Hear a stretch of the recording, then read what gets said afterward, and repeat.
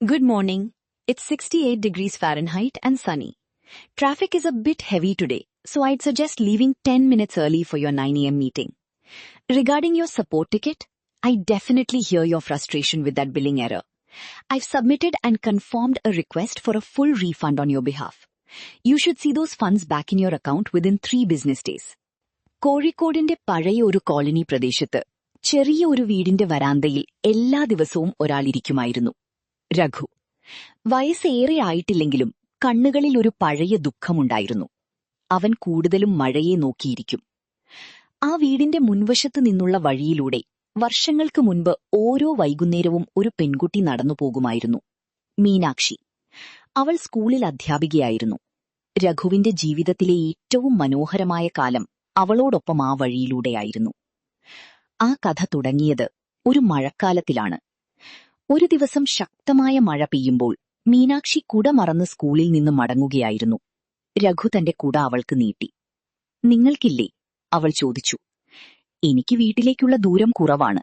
നിങ്ങൾക്ക് ക്ലാസ് നാളെ നഷ്ടമാകും, അവൻ ചിരിച്ചു പറഞ്ഞു. അവൾ ചെറുതായി ചിരിച്ചു കുട വാങ്ങി. അന്നു മുതൽ അവർ തമ്മിൽ സംസാരിക്കാൻ തുടങ്ങി. ദിവസങ്ങൾ കടന്നപ്പോൾ ആ ചെറിയ കുട ഒരു ബന്ധമായി മാറി. മഴ പെയ്താൽ മീനാക്ഷി അവിടെ എത്തും. ചിലപ്പോൾ മഴയില്ലെങ്കിലും വരും. രഘു അവളെ കാത്തിരിക്കും. അവരുടെ സംഭാഷണങ്ങൾ വളരെ ലളിതമായിരുന്നു. ഇന്ന് കുട്ടികൾ എങ്ങനെയിരുന്നു? ഇന്ന് മഴ വരുമെന്ന് തോന്നുന്നുണ്ടോ? നിനക്ക് ചായ വേണോ? എന്നാൽ ആ ലളിതത്വത്തിനുള്ളിൽ ഒരു ആഴമുള്ള സ്നേഹം വളരുകയായിരുന്നു. ഒരു ദിവസം മീനാക്ഷി പറഞ്ഞു, എനിക്ക് മറ്റൊരു നഗരത്തിലേക്ക് ട്രാൻസ്ഫർ കിട്ടി. രഘു മിണ്ടാതെ നിന്നു.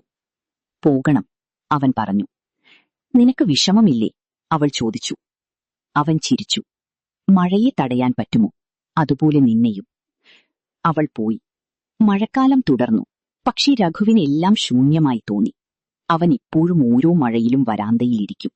കുട കയ്യിൽ പിടിച്ചു, ആരെയോ കാത്തിരിക്കുന്ന പോലെ. വർഷങ്ങൾ കടന്നു.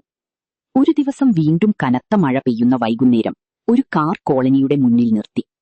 അതിൽ നിന്ന് ആളിറങ്ങി. മീനാക്ഷി. അവൾ നനഞ്ഞ മഴയിൽ പതുക്കെ നടന്ന് രഘുവിന്റെ വീട്ടിലേക്ക് വന്നു.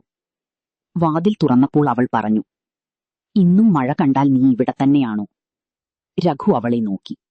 കണ്ണുകളിൽ അതേ ചൂട്. മഴ മാറിയിട്ടില്ലല്ലോ, പിന്നെ ഞാൻ